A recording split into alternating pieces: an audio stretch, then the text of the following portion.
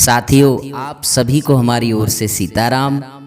चित्रकूट पर भगवान श्री राम ने भरत जी को जो चरण पादुकाएं प्रदान की, वे राम जी की चरण पादुकाएं पहले कौन थी? क्या चरण पादुकाओं की भी कोई कहानी है?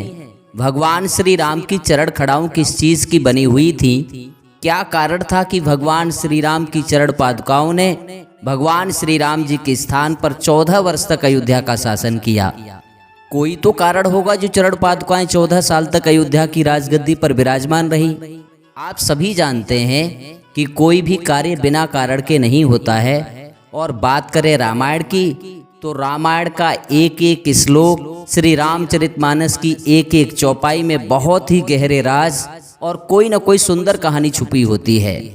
तो साथियों, चरण पादुकाओं की भी एक बड़ी रोचक, रहस्यमयी और सुंदर कहानी है। बहुत कम लोग रामायण के इस राज को, इस कहानी को, चरण खड़ाऊं के रहस्य को जानते हैं। साथियों, बड़े परिश्रम से हम आपके लिए ये तथ्य लेकर आए हैं।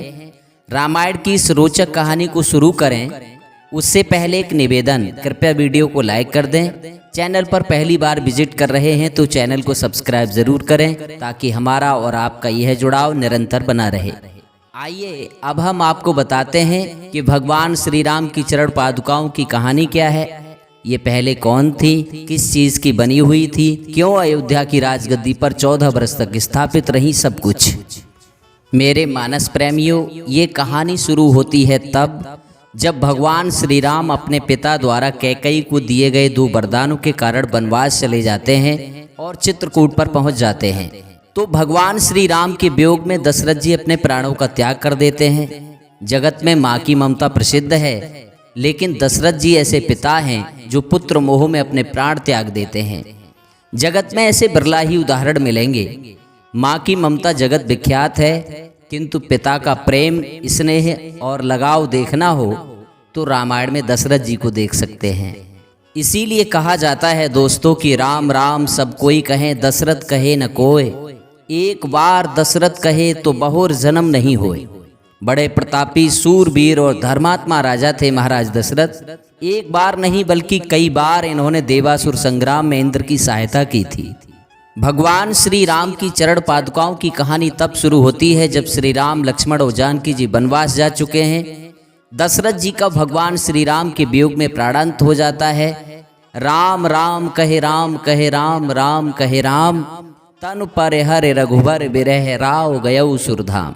राम राम कहकर, फिर राम कहकर, फिर राम राम कहकर और फिर राम कहकर राजा दशरथ श्री राम के बिरह में सुरलोक को सिधार जाते हैं।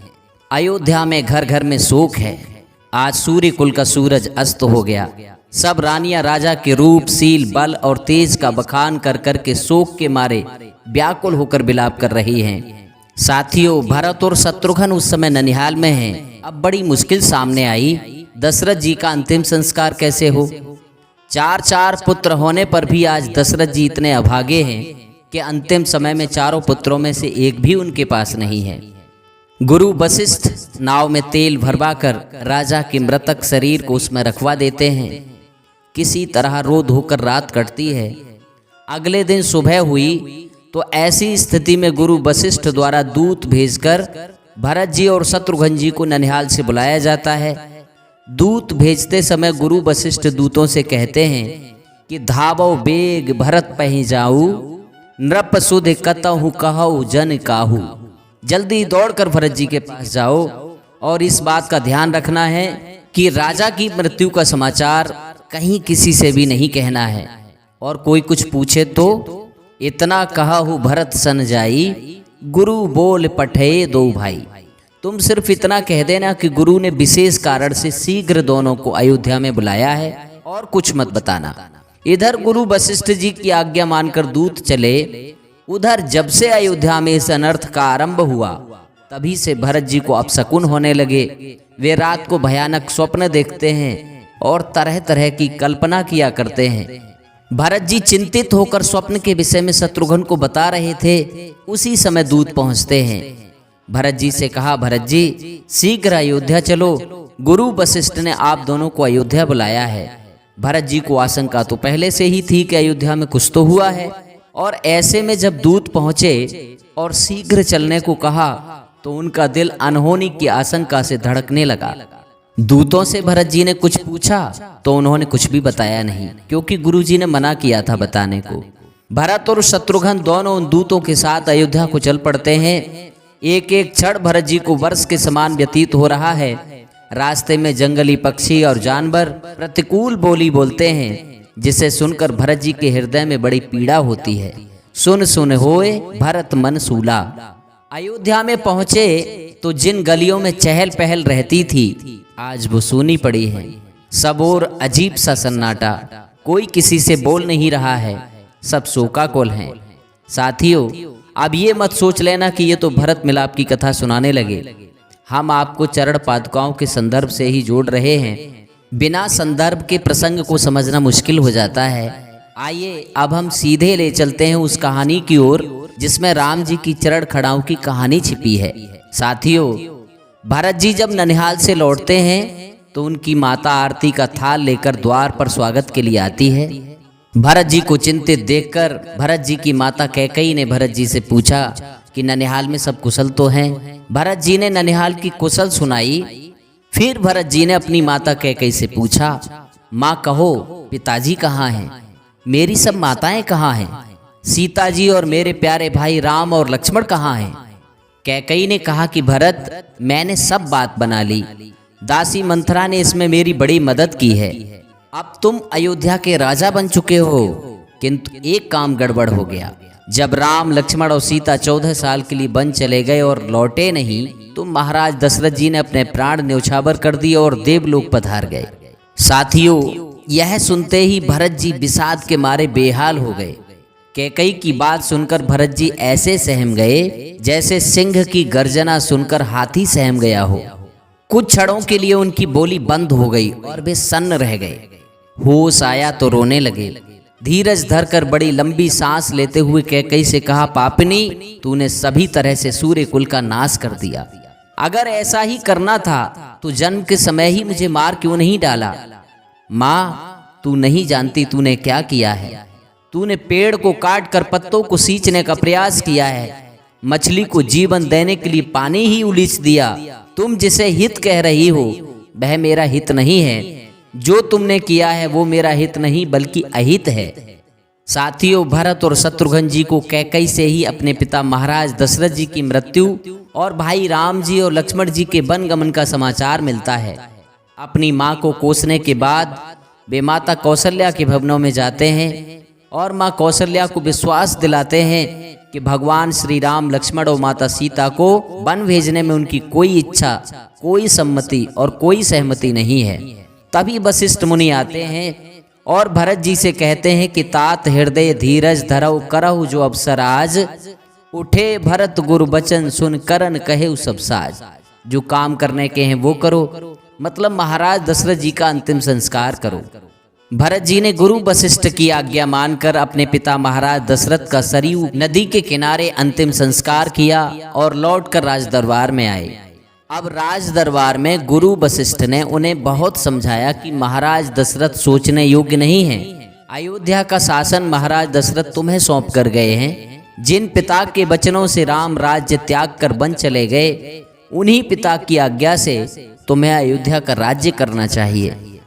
वशिष्ठ जी कहते हैं, सुनहु भरत भाभी प्रबल बिलख कहे मुनिनाथ, हानि लाभ जीवन मरण यश अपयश विदेहात। भरत होनहार बड़ी बलवान है। हानि लाभ जीवन मरण यश अपयश ये 6 चीजें विधाता के हाथ में हैं। ऐसा विचार कर किसे दोष दिया जाए, व्यर्थ किस पर क्रोध किया जाए। राय राजपद तुम कह दीना, पिता वचन फुर चाहिए कीनहा। राजा ने अयोध्या का राजा तुम्हें बनाया है और आपको पिता के वचनों का पालन अवश्य करना चाहिए। तजे राम जही बचन ही लागी, तन पर हरहु राम बिरहागी। जिन वचनों को मानकर तुम्हारे भाई राम अयोध्या छोड़कर चले गए और वचनों के कारण ही महाराज दशरथ ने राम विरह में अपने प्राण छोड़ दिए, करहु शीस धर भूप रजाई, है तुमको सब भांति भलाई। उन्हीं महाराज दशरथ के वचनों को मानकर तुम अयोध्या का राज्य संभालो, ये नीतिगत है और इसमें सब प्रकार तुम्हारी भलाई है। लेकिन भरत जी ने कहा, गुरुदेव पितु सुरपुर सिय राम बन करन कहे हु मोयराज, ऐते जानहु मोर हित के आपन बड़काज। गुरुदेव क्षमा चाहता हूँ, पिताजी का स्वर्गवास हो गया, माता सीता और भैया राम बन चले गए और आप मुझे अयोध्या का राज करने को कह रहे हैं। इसमें आप मेरा कल्याण समझते हैं या अपना कोई बड़ा काम? मेरा कल्याण तो भगवान श्री राम और माता सीता की चाकरी में है। जाऊं राम पहे आयस देहु, एक ही आंख मोर हित एहू। भरत जी ने कहा कि मैंने निश्चय किया है कि प्रातःकाल भैया राम के पास जाऊंगा। मेरी यही एकमात्र इच्छा है, मुझे अयोध्या का राज्य नहीं चाहिए। मैं नहीं चाहता कि मैं बड़ा बनूं। जिसे चलना है मेरे साथ सुबह चलें। मैं राम जी को किसी भी प्रकार मनाकर अयोध्या में वापस लाना चाहता हूँ। साथियों, तब भरत जी अयोध्या का राज्य ठुकराकर समस्त अयोध्या वासियों को अपने साथ लेकर भगवान को मनाने और वापस लाने चित्रकूट जाते हैं। निषाद से उनकी भेंट होती है। निषाद उस स्थान को दिखाते हैं भरत जी को जिस स्थान पर उसके आसन पर सीताराम जी एक रात सोए थे। वो आसन ज्यों का त्यों आज भी बना हुआ था। भरत जी ने बड़ी श्रद्धा से भगवान के उस आसन की परिक्रमा की। जिस जिस जगह भगवान के पग चिन्ह थे वहाँ की मिट्टी को सौभाग्यशाली मानकर भरत जी अपने माथे पर लगाते हैं। सब भरत जी को धन्य धन्य कहते हैं और कहते हैं कि सचमुच या तो भाई हो ही नहीं, और अगर भाई हो तो भरत जैसा हो जिसे धन दौलत की नहीं बल्कि अपने भाई की चाहत है। जिन बनों और जिन ग्रामों से, जिन राहों से प्रभु निकले थे, उस थल की धूल पवित्र समझ सिर झुका भरत जी चलते थे। दुखदाई माँ के घर बेटा, सुखदाई हो तो ऐसा हो। भाई ये सच्चा भाई है, यदि भाई हो तो ऐसा हो। धन्य है भरत जी। सारे अयोध्या वासियों के साथ भरत जी राम जी को मनाने, उन्हें वापस लाने चित्रकूट पहुंचे। भगवान श्री राम ने अयोध्या की कुशल पूछी तो भरत जी ने कहा कि भैया अयोध्या में कुछ भी कुशल नहीं है। आपके वन आने के बाद आपके वियोग में पिताजी ने अपने प्राण त्याग दिए। सुनकर राम जी को बड़ा दुख हुआ। भगवान श्री राम विलाप करने लगे। भगवान के विलाप से सभी मौन हो गए। किसी को कुछ सूझ नहीं रहा है, सब मौन बैठे हैं। तब वशिष्ठ जी ने भरत जी से कहा, तब मुनि बोले भरत से सब संकोच तजतात, कृपा सिंधु प्रिय बंधु से कहो हृदय की बात। भगवान श्री राम से जो तुम कहने आए हो वो अपने हृदय की बात भगवान को बताओ, भगवान से कहो। भगवान श्री राम से भरत जी वापस लौटने की प्रार्थना करते हैं। राम जी ने कहा कि मैं अब अयोध्या वापस नहीं जाऊंगा। अगर मैं वापस गया तो पिता के वचनों का उल्लंघन होगा और ये अधर्म होगा। भरत जी ने कहा कि भैया, सूर्य वंश में ज्येष्ठ पुत्र ही राज्य का उत्तराधिकारी होता है। आपके रहते यदि मैं राजगद्दी पर बैठता हूँ तो क्या ये अधर्म नहीं होगा? दोनों भाई अयोध्या के उस विशाल साम्राज्य को गेंद की तरह एक दूसरे के ऊपर उछाल रहे हैं। कोई भी स्वीकार करने को तैयार नहीं है। साथियों, कोई भी अयोध्या के राज्य को स्वीकार नहीं कर पा रहा है। मेरे प्यारे साथियों, आज थोड़ी थोड़ी धन संपत्ति, धन दौलत के पीछे एक भाई दूसरे भाई को नीचा दिखा रहा है, जान से मार रहा है और किसी भी सूरत धन संपत्ति को हथियाना चाहता है। और यहाँ देखो, ये दोनों भाई हैं, अयोध्या जैसे विशाल साम्राज्य को गेंद की तरह इधर उधर फेंक रहे हैं। अयोध्या का शासन कोई साधारण शासन नहीं है, लेकिन कोई भी लेने को तैयार नहीं है। यही शिक्षा मिलती है रामायण से। साथियों, जब दोनों भाई धर्म संकट में और किम कर्तव्य विमूढ़ता की स्थिति में आ जाते हैं, तब ऐसी स्थिति में गुरु वशिष्ठ इस समस्या का निवारण करते हैं। गुरु वशिष्ठ जी कहते हैं कि दोनों भाई अपना अपना धर्म निभाओ, हम उपाय बताए देते हैं कि क्या करना है। गुरुदेव वशिष्ठ ने कहा कि राम 14 वर्ष रहे वन में, भरत 14 वर्ष अयोध्या में, उनके प्यारे प्रतिनिधि होकर दें समय राज्य की रक्षा में। रखवाले बनकर सुनो भरत, भरत जी से कह रहे हैं गुरुदेव वशिष्ठ, रखवाले बनकर सुनो भरत, रखवाल संभाल करोगे तुम। रघुराई जब वन से लौटें तो राज्य उन्हें दे दोगे तुम। गुरु वशिष्ठ राम जी से कोई स्मृति चिन्ह देकर भरत जी को विदा करने को बोलते हैं। साथियों, आप सभी इस बात को बखूबी जानते हैं कि राम जी तो नहीं लौटते। हाँ, वो भरत जी को अपनी चरण पादुकाएं देते हैं और आज्ञा भी देते हैं कि इन चरण पादुकाओं को अयोध्या की राजगद्दी पर स्थापित कर देना। प्रभु करे कृपा पामरी दीनी, सादर भरत शीस धर लेनी। सर पे खड़ा हूँ और अखियों में पानी, राम भक्त लेके चला राम की निशानी।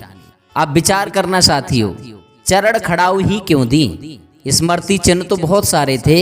बात स्मृति चिन्ह की थी तो कोई भी स्मृति चिन्ह देकर राम जी भरत जी को विदा कर सकते थे, लेकिन उन्होंने चरण पादुकाएं ही क्यों दी? और भरत जी को आदेश भी दिया कि इन्हें अयोध्या की राजगद्दी पर स्थापित कर देना, और भरत जी ने ऐसा ही किया। साथियों, उन चरण पादुकाओं को सादर अयोध्या की राजगद्दी पर भरत जी ने स्थापित किया, तो कोई तो कारण है। क्यों हुआ ऐसा? क्या कारण था इन सब चीजों के पीछे? तो मित्रों, हुआ ये कि एक बार महाराज दशरथ वन में शिकार खेलने गए। उस वन में जिसे सुकेतु राक्षस की पुत्री ताड़का के कारण ताड़का वन कहा जाता था। साथियों, महाराज दशरथ शिकार खेलते खेलते उस ताड़का वन में मार्ग भटक गए, रास्ता नहीं मिला और घूमते घामते इसी तरह संध्या हो गई।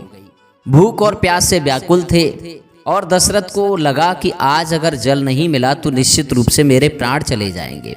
साथियों, देवयोग से ऐसे में कहीं से ताड़का राक्षसी आ जाती है और महाराज दशरथ जी को मूर्छित देकर ताड़का को दया आ गई। उसने महाराज दशरथ को जल पिलाया, कुछ जल उनके चेहरे पर भी छिड़का। जल पीने के बाद जब महाराज दशरथ चैतन्य हुए तो ताड़का ने उनसे पूछा कि आप वस्त्रों से तो कोई राजा लग रहे हैं, आप हैं कौन और यहाँ मेरे वन में क्या करने आए हैं? राजा दशरथ ने कहा कि मैं अयोध्या का राजा दशरथ हूँ। आज तुमने मेरी जान बचाई है, मैं तुम्हारे इस सेवा भाव से परम प्रसन्न हूँ। आज तुम जो भी मांगोगी मैं खुशी खुशी प्रदान करूंगा। बताओ क्या मांगती हो, निसंकोच मांग लो। साथियों, अयोध्या का नाम सुनकर ताड़का की आंखों में चमक आ गई। ताड़का ने दशरथ जी से कहा कि मुझे कैसे विश्वास हो कि मैं जो भी मांगूंगी वो मुझे मिलेगा? दशरथ ने कहा कि दशरथ का नाम ही अपने आप में एक विश्वास का पर्याय है। फिर भी तुम्हें विश्वास हो जाए इसलिए मैं तुम्हें वचन देता हूं कि आज तुम जो भी मांगोगी मैं तुम्हें सहर्ष प्रदान करूंगा। तुमने मेरे प्राण बचाए हैं और संसार में प्राणों से प्यारा कुछ भी नहीं होता। मांगो, जो मांगोगी हम देंगे। ये एक क्षत्रिय का वचन है। साथियों, जब महाराज दशरथ ने तिरवाचा भर ली तब साथियों कहा जाता है कि ताड़का ने दशरथ जी से 14 वर्ष अयोध्या का राज्य मांग लिया। महाराज दशरथ ने यह वरदान ताड़का को सहर्ष दे दिया। साथियों, वरदान दे तो दिया लेकिन महाराज दशरथ जीते जी उसका यह वरदान पूरा नहीं कर पाए। जब विश्वामित्र जी की यज्ञ रक्षा के लिए भगवान श्री राम और लक्ष्मण ताड़का वन से जा रहे थे तो मार्ग में ताड़का क्रोध करके आती है। चले जात मुन दीन दिखाई, सुन ताड़का क्रोध करे आई। एक ही बाण प्राण हर लीना, दीन जान ते ही निज पद दीनहा। भगवान श्री राम ने एक ही बाण से ताड़का का प्राणांत कर दिया। वरदान लेने वाला ही चला गया। साथियों, कहा जाता है कि अपने अंतिम समय में ताड़का राक्षसी ने राम जी से पूछा कि मेरा वध करने वाले तुम कौन हो, अपना परिचय दो। तो भगवान श्री राम ने अपना परिचय दिया। कहा कि मैं अयोध्या के राजा महाराजा दशरथ का पुत्र राम हूँ। ये मेरे साथ मेरा अनुज लक्ष्मण है और हम अपने गुरुजी विश्वामित्र की यज्ञ की रक्षा के लिए इनके साथ आए हैं। राम जी के वचन सुनकर ताड़का ने क्रोध और अपमान से श्री राम की ओर देखा और हंसकर कहा कि अच्छा, तुम उन्हीं दशरथ के पुत्र हो जो अपने वचन से मुकर गए और मुझे वरदान देकर आज तक पूरा नहीं किया। भगवान को बड़ा आश्चर्य हुआ। राम जी बोले, कैसा वरदान? किसका वरदान? किसने वरदान दिया? स्पष्ट कहो। साथियों, तब राम जी के पूछने पर ताड़का ने महाराज दशरथ द्वारा वरदान दिए जाने की वो पूरी कथा सुनाई। भगवान ने कहा कि रघुकुल रीत सदा चली आई, प्राण जाए बर बचन न जाई। कोई चिंता मत करो, मैं इस वचन का पालन करूंगा। मुझे दुख है कि तुम जीते जी अयोध्या का राज्य नहीं कर पाई, लेकिन तुम्हारी यह इच्छा और अपने पिताजी का वचन तुम्हारी मृत्यु के बाद अवश्य पूरा होगा। साथियों, कहा जाता है कि तब ताड़का की अस्थियों से भगवान श्री राम ने चरण पादुकाएं बनाई और वही चरण पादुकाएं श्री भरत जी को प्रदान कर अपने पिता महाराज दशरथ द्वारा दिए गए वचनों को पूरा किया। उन चरण पादुकाओं को भरत जी ने अयोध्या की राजगद्दी पर स्थापित किया। इस प्रकार दशरथ जी द्वारा ताड़का को दिया गया वचन श्री राम ने पूर्ण किया और चरण पादुकाओं ने 14 वर्ष तक अयोध्या का सिंहासन संभाला। तो साथियों, राम जी की चरण पादुका ताड़का की अस्थियों से बनी हुई थी। उनके पिता ने उसे 14 साल का राज्य वरदान में दिया था तब तक विश्वामित्र की यज्ञ रक्षा को जाते हुए राम जी के हाथों ताड़का मारी गई। अब राज्य कौन करे? लेकिन मामला उनके पिता महाराज दशरथ जी के वचनों का था। और रघुवंशियों के बारे में ये कहा जाता है कि भले ही प्राण चले जाएं, लेकिन रघुवंशी कभी वचनों से नहीं मुकरते हैं, नहीं पलटते हैं। और दोस्तों, यही कारण था कि दशरथ जी ने ताड़का को वरदान में 14 साल का राज्य दिया। वरदान देने वाला भी नहीं बचा, वरदान लेने वाला भी नहीं बचा। बच गए वो वचन जो दशरथ ने ताड़का को दिए। और इन्हीं वचनों की खातिर राम जी ने स्मृति चिन्ह के रूप में भरत जी को अपनी चरण खड़ाऊ दी, ताकि ताड़का को दिया गया उनका ये वचन पूरा किया जा सके। तो साथियों, ये थी हमारी आज की प्रस्तुति। प्रयास आपको कैसा लगा कमेंट करके अवश्य बताएं। वीडियो को लाइक करें, अधिक से अधिक शेयर करें और आपके अपने YouTube चैनल सुरेश सत्यम को सब्सक्राइब जरूर करें, ताकि हमारा और आपका यह जुड़ाव निरंतर बना रहे। आज के लिए इतना ही, मिलते हैं अगली वीडियो में। तब तक आप सभी खुश रहें, प्रसन्न रहें। हम आपके लंबे सुखद और मंगलमय जीवन की कामना करते हैं। आप सभी को हमारी ओर से सीताराम स्वीकार हो। बोलिए सीताराम भगवान की जय।